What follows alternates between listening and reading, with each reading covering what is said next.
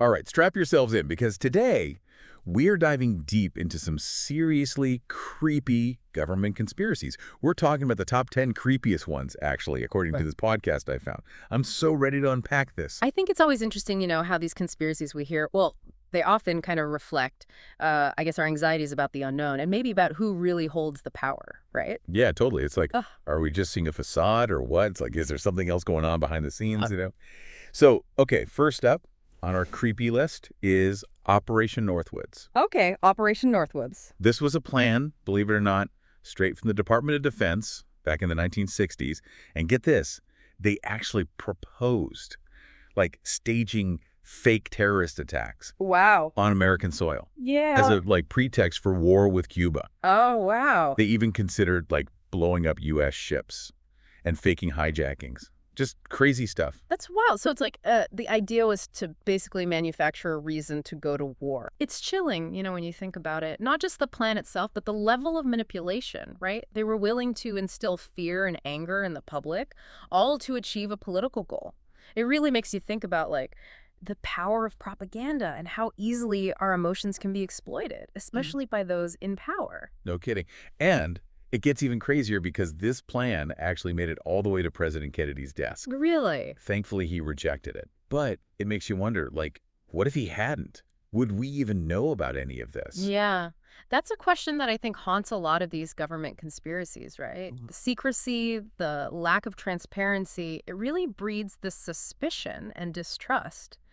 And it Yeah. it makes you wonder, what else are they hiding? It makes you think. Absolutely. Ah. Okay, so let's switch gears and talk about the Denver International Airport. This one is just a breeding ground for conspiracy theory. Denver Airport, right. There are all these rumors of a secret underground bunker, like for the world's elite, runways shaped like a swastika, and then you've got these murals, these incredibly eerie murals that people say depict like apocalyptic scenarios. It's interesting, right, how people interpret those murals. Like some see them as, warnings about this coming new world order, that like this totalitarian one world government that secretly controls everything. Oh, right, the New World Order. I've heard that before, but I've never really understood like what it actually meant. Right. Yeah, it's kind of a, I guess, cornerstone belief in a lot of these conspiracy theories, that this powerful group is working in the shadows behind the scenes to establish a global authoritarian regime, Wow. often through like economic manipulation, and social engineering. So it's basically like a global shadow government kind of thing. Yeah, exactly. Okay, so those murals, the weird runway layout, the fact that it was built with all these delays and went way over budget, I mean, it all just kind of adds to this feeling of mystery and hidden agendas, right? Right. And airports are already kind of strange places, right? I mean, think about it. You're in between destinations. You're surrounded by strangers. There's a sense of like vulnerability there. And so it's kind of easy to see how those anxieties can get projected onto a place like Denver, especially with all its unusual features. Never thought about it like that, but makes sense. Okay, so next up we have HAARP. That's HAARP, the High Frequency Active Auroral Research Program. This one sounds like it's straight out of a science fiction movie. HAARP, yeah. So HAARP is located in Alaska, and supposedly it studies the ionosphere.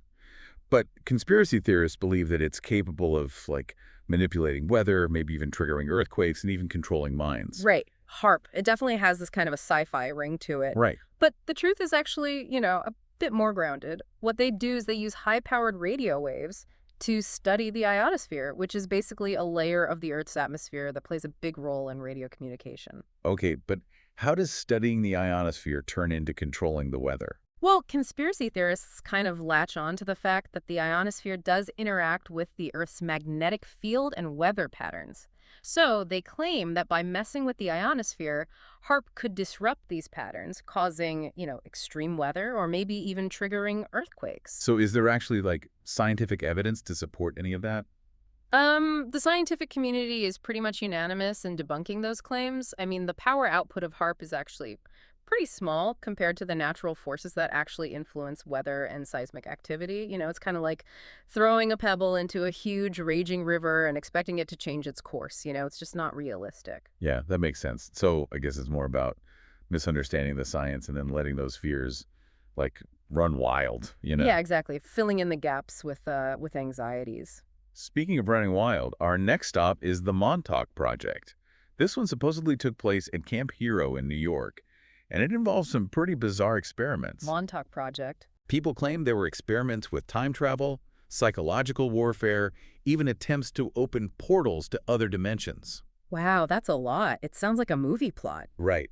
The Montauk Project is like a perfect example of how conspiracy theories blur the lines between reality and fiction. Absolutely. It's almost like a blank canvas onto which people project their fears, Hmm. about government experimentation and what could happen when science goes unchecked. And some of the claims are pretty disturbing. Like, they say they were kidnapping kids and using them as test subjects, Oh, whoa. trying to create, like, psychic spies or super soldiers. It's like straight out of Stranger Things almost. It is. It's interesting, though, because the Montauk Project really relies mostly on anecdotal accounts and these, alleged leaked documents. There's not a lot of concrete evidence to back it up. But isn't it always like that? The less we know for sure, the more our imaginations, like, fill in the gaps. Exactly. And that's where these stories take root. The unknown is such fertile ground for these kinds of theories. Yeah, makes sense.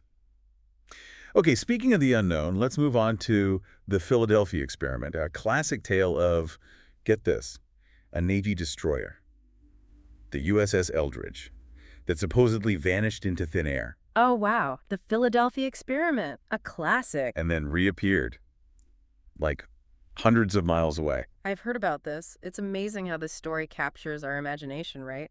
The idea of a ship just disappearing, it's like something out of a dream. It makes us question what's possible, and the limits of reality. Right. And then some even claim that the crew members got fused with the ship, or that they were driven insane or just vanished, poof, into thin air. It's fascinating how we try to make sense of these stories. I mean, the Navy, of course, completely denies any involvement in anything like this, and there's no official documentation.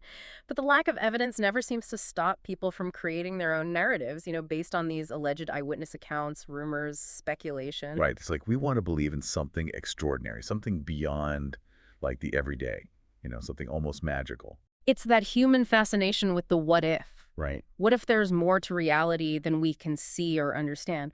What if the government really is hiding these incredible secrets about technology and the nature of existence itself? Right. And I think that's what makes these conspiracies so captivating. They make us question everything we thought we knew. It's true. And that questioning, that willingness to challenge what we're told, that can be a really powerful thing. It can lead to new discoveries, new understanding, and sometimes even, I think, to real social change. But there's also a fine line, right, between healthy skepticism and just like paranoia. Right, of course.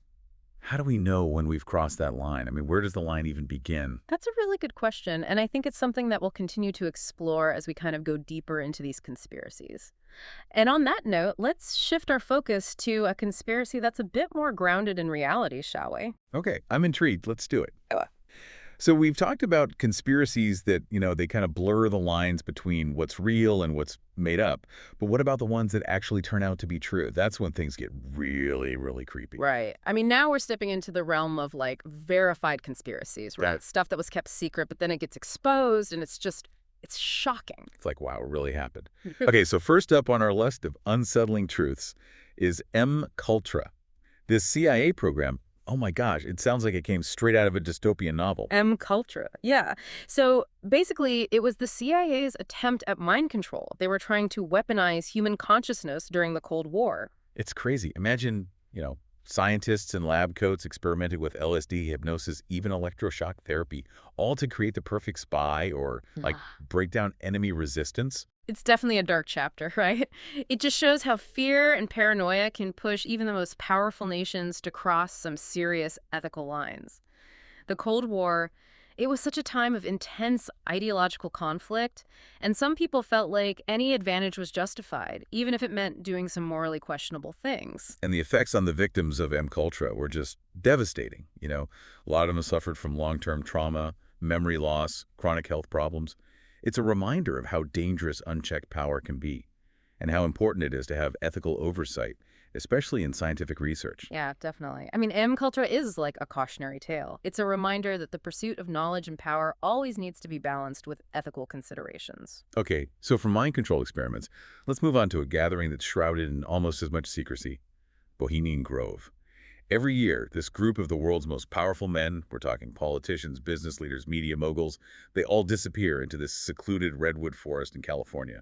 Bohemian Grove, it's become like the symbol of elite secrecy and power. The fact that it's totally off limits to the public, no media allowed, I mean, it just fuels all this speculation about what really goes on there. Right. There are rumors of, like, strange rituals, occult practices, even, like, mock human sacrifices. It's crazy. Some people believe these gatherings are where the world's elite, like, make the decisions that affect all of us behind closed doors, away from any kind of public scrutiny. Yeah, and it's that lack of transparency that makes it such a target for conspiracy theories. I mean, whether the rituals are just harmless fun or something more sinister, the secrecy just creates this fertile ground for all this speculation and distrust. Like, if they have nothing to hide, why all the secrecy? Huh? Right, Yeah. we can wonder. Okay, so from a super secret gathering in the woods, let's journey to the heart of the Vatican, to a place that holds centuries of secrets, the Vatican archives.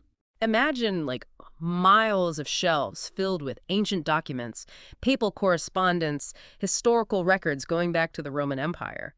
It's a treasure trove of information, but most of it is off limits to the public, and so of course there's all this speculation about what might be hidden in those vaults. Right, people talk about lost gospels that, contradict the accepted version of Christianity, maybe evidence of alien contact, or even proof of, like, ancient civilizations with advanced technology that we don't know about. And the Vatican has held so much power and influence throughout history, and with that power comes a certain level of secrecy. It's not surprising that the Vatican archives have become a focal point for conspiracy theories, especially ones that challenge the official historical or religious narratives. It's like the ultimate forbidden library. Ugh. Okay, speaking of secrets, let's talk about the missing trillions.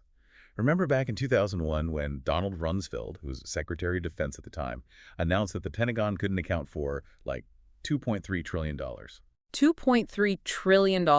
That's not just some loose change you find under the couch cushions. It's an insane amount of money. Right, and it sparked a whole bunch of conspiracy theories with people speculating about black budget programs, covert operations, maybe even funding for, like, UFO research. It's like a spy movie, right? I mean, black budgets are already super secret, but when trillions of dollars go missing, it really makes people think something shady is going on. Yeah, and the government never fully explained what happened to that money. It just adds to the mystery and makes people wonder, what are they hiding? What don't they want us to know? It's a good question. Okay, so we've gone from mind control to secret societies to missing trillions. Now, for our final stop on this, like, conspiracy roller coaster, let's go underground into the world of bunkers and doomsday preppers. Underground bunkers. So you have places like Cheyenne Mountain, that Cold War bunker built deep inside a mountain in Colorado, right? And the Svalbard Global Seed Vault in Norway, a place designed to, like, preserve the world's plant diversity in case of global catastrophe. These massive underground structures, they really tap into some deep-seated fears about the future. Right, it makes you think, like, what are they preparing for? Nuclear war, climate change, an asteroid, zombies. It's like our survival instincts kicking in, right? That fear of the unknown, the desire to protect ourselves and, future generations from potential disaster. But it also raises some questions, like uncomfortable questions, like who gets to survive in these bunkers? What will the world be like for them? And what about everyone else? Yeah. It definitely points to a certain level of societal anxiety, right? Like a feeling that the world is becoming more and more unstable and unpredictable. And for some people, these bunkers represent, I guess, a last-ditch effort to preserve some semblance of civilization in the face of chaos. It's a heavy thought, right? Imagining a world where only a select few get to be safe. But I think it's important to talk about these fears, to understand where they come from, and to have a conversation about how we can work together to create a more secure future for everyone. Man, we've covered some serious ground today. I mean, everything from staged terrorist attacks to mind control experiments, secret societies, underground bunkers. It's a lot to process, It really is, and it's fascinating how these conspiracies, whether true or not, really tap into our deepest fears about the world and the people in power, Yeah, and it makes you think, like, well, what's the common thread running through all of these? And I think it's this, like, fundamental distrust of authority, this feeling that we're not getting the whole story, you know what I mean? Oh, absolutely. I mean, these theories thrive in places where there's not a lot of transparency, where information is controlled and people feel like they're being kept in the dark. Right, and it makes sense. I mean, when we don't know what's really going on, Right. we tend to, like, fill in the gaps with our own ideas. And sometimes those ideas are pretty scary. For sure, and it doesn't help that we're constantly bombarded with information these days. With social media and everything, it's hard to know what's real and what's not. It really is. So how do we navigate this world of information overload?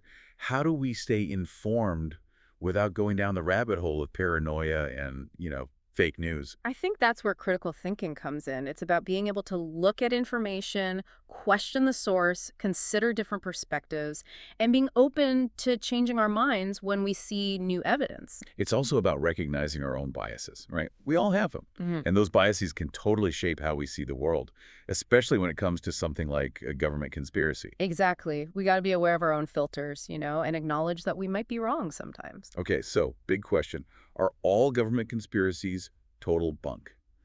Or could some of them actually be true? Well, it's important to remember that governments are made up of people, and people aren't perfect, right? They make mistakes, they sometimes act selfishly, and they're not always honest with the public. So it's not about believing every conspiracy theory out there, but maybe more about, maintaining a healthy skepticism of authority and making sure that those in power are held accountable. Exactly. We need to ask questions, demand transparency, and participate in the process to make sure our governments are working for us. I like that. Well, I think that's a good place to wrap things up. We've explored some pretty wild ideas today, but I think the takeaway is that it's up to us to stay informed, think critically, and always keep searching for the truth. Absolutely. Stay curious, stay skeptical, and keep an open mind. That's the key. Thanks for joining us on this deep dive into the world of government conspiracies. And until next time, remember, question everything.